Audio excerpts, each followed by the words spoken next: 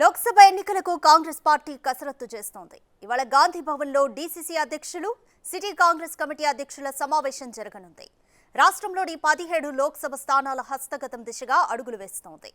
Telangana Congress party incharge Deepa Das Munshi నేతృత్వంలో సమావేశం ఏర్పాటు చేశారు. ఇప్పటికే 17 స్థానాలకు హైకమాండ్ ఇన్ఛార్జీలను ప్రకటించింది.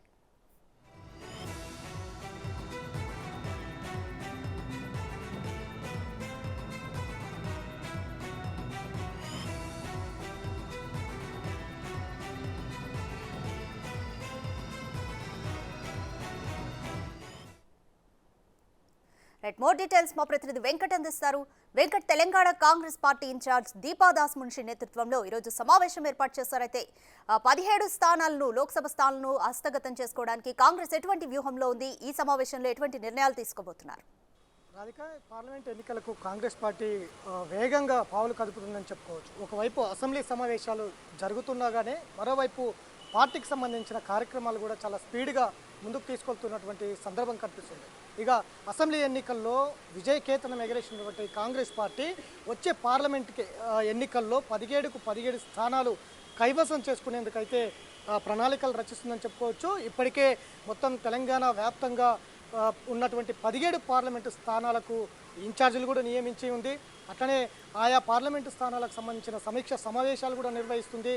అట్లనే ఇంద్రవెల్లి అమరవీరుల సాక్షిగా పార్లమెంట్ ఎన్నికలకు సమరశంఖము పూరించిన రేవంత్ రెడ్డి ఇప్పుడు వేగంగా పార్లమెంట్ వచ్చే ఎన్నికలకు కసరత్తులు మొదలుపెట్టారని చెప్పుకోవచ్చు. అందులో భాగంగానే ఇవాళ గాంధీ భవన్లో కీలక సమావేశం జరగబోతుంది. తెలంగాణలో ఉన్నటువంటి 33 జిల్లాలకు సంబంధించిన జిల్లా అధ్యక్షులు, కాంగ్రెస్ పార్టీ అధ్యక్షులతో పాటు నగర సికింద్రాబాద్, హైదరాబాద్ నగర అధ్యక్షులు కూడా ఈ సమావేశంలో పాల్గొంటున్నారు. ఒక దిశ నిర్దేశం చేయనున్నారు. సంస్థాగతంగా పార్టీ బలోపేతం, అట్లనే వచ్చే ఎన్నికలకు మనం ఎలాంటి ప్రణాళికలు చేయాలి, ఎక్కడ పార్టీ బలహీనంగా ఉంది, ఎక్కడ పార్టీ బలంగా ఉంది, బలహీనంగా ఉన్న చోట ఎలాంటి ప్రయత్నం, పార్టీ బలం పెంచుకునేందుకు ఎలాంటి ప్రయత్నాలు చేయాలి అనే అంశాల మీద పూర్తి స్థాయిలో ఒక సమావేశం జరుపుకునేందుకైతే సిద్ధమవుతున్నారని చెప్పొచ్చు. మరికొద్ది సేపట్లో 33 జిల్లాలకు సంబంధించిన అధ్యక్షులు, హైదరాబాద్, సికింద్రాబాద్కి సంబంధించిన జిల్లా అధ్యక్షులు మొత్తం కూడా రాష్ట్ర బీజేపీ రాష్ట్ర కాంగ్రెస్ కార్యాలయానికి రాబోతున్నారు. ఇక దీపాదాస్ మున్షి నేతృత్వంలో ఈ సమావేశం జరగబోతుంది.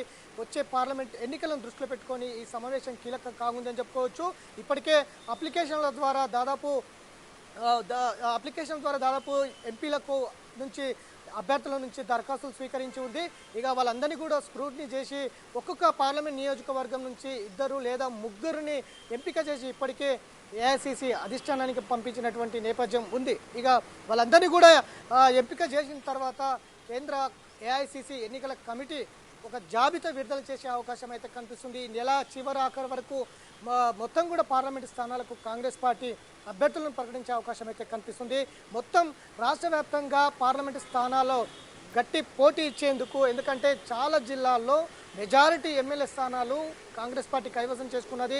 పెద్ద జిల్లాలు మహబూబ్ నగర్ 14 నియోజకవర్గాలు, ఎట్లాంటి స్థానాల్లో కూడా దాదాపు 12 నియోజకవర్గాలు కాంగ్రెస్ పార్టీ కైవసం చేసుకుంది. కాబట్టి ఇప్పటికే కీలకంగా మనం ఇన్ఛార్జీలను కూడా అధిష్టానం ప్రకటించి ఉంది. ఒకసారి ఆ ఇన్ఛార్జీలను కూడా మనం సికింద్రాబాద్, హైదరాబాద్ బట్టి విక్రమార్క, నాగర్ కర్నూలు జూపాలి కృష్ణారావు, నల్లగొండ ఉత్తమ్ కుమార్ రెడ్డి, భువనగిరి కోమటిరెడ్డి వెంకరెడ్డి, వరంగల్ కొండ సురేఖ, మహబూబాబాద్ ఖమ్మం పొంగిరెడ్డి శ్రీనివాసరెడ్డి, ఆదిలాబాద్ సీతక్క, పెద్దపల్లి శ్రీధర్ బాబు, అట్లనే కరీంనగర్ పొన్నం ప్రభాకర్, నిజామాబాద్ జీవన్ రెడ్డి, జహీరాబాద్ సుదర్శన్ రెడ్డి, మెదక్ దామోదర్ రాజనరసింహ, మల్కాజిగిరి తుమ్మల నాగేశ్వరరావు, మహబూబ్ నగర్ చేవెళ్ళ ముఖ్యమంత్రి రేవంత్ రెడ్డి, వీళ్ళందరూ కూడా ఆయా జిల్లాల పార్లమెంటు స్థానాలకు ఇన్ఛార్జీలుగా నియమించి ఉంది ఇప్పటికే.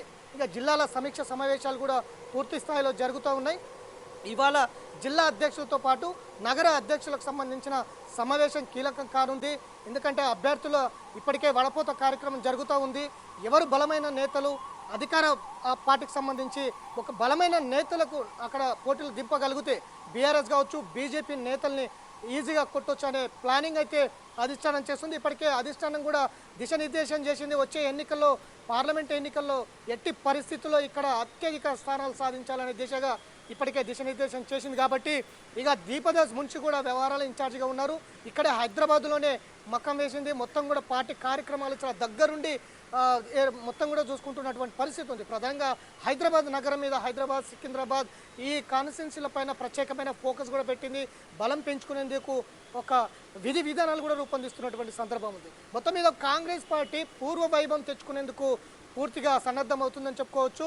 గత వైభవం మళ్ళీ కాంగ్రెస్ పార్టీ సంస్థాగతంగా బలం పుంజుకుంటే గనక, కాంగ్రెస్ పార్టీ పూర్వ వైభవం వస్తే కనుక ప్రజలకు సంక్షేమ పథకాలు కావచ్చు, ఇచ్చిన గ్యారంటీలు కావచ్చు, అన్నీ కూడా ప్రజలకు అందే విధంగా వీలుగా పార్టీని బలోపేతం చేసేందుకైతే సిద్ధమవుతుందని చెప్పుకోవచ్చు. అందులో భాగంగానే ప్రతి జిల్లా అధ్యక్షులు చాలా కీలకంగా పార్టీ బలోపేతానికి కృషి చేస్తారు. కాబట్టి ఈ జిల్లా అధ్యక్షుల మీదనే రాబోయే కార్యక్రమాలు కావచ్చు, ప్రస్తుత పార్టీ సంస్థాగతంగా బలోపేతం సంబంధించిన అంశాలు కావచ్చు, ఇలాంటి అంశాల్లో జిల్లా అధ్యక్షులు చాలా కీలకం. కాబట్టి వాళ్ళకే దిశనిర్దేశం చేస్తే కనుక పార్టీ ఇంకా బలోపేతం చేసేందుకు వీలుగా అవకాశం ఉంటుందనేది అధిష్టానం భావిస్తున్న నేపథ్యంలో ఇవాళ ఈ సమావేశం కీలకంగా ఉందని చెప్పుకోవచ్చు.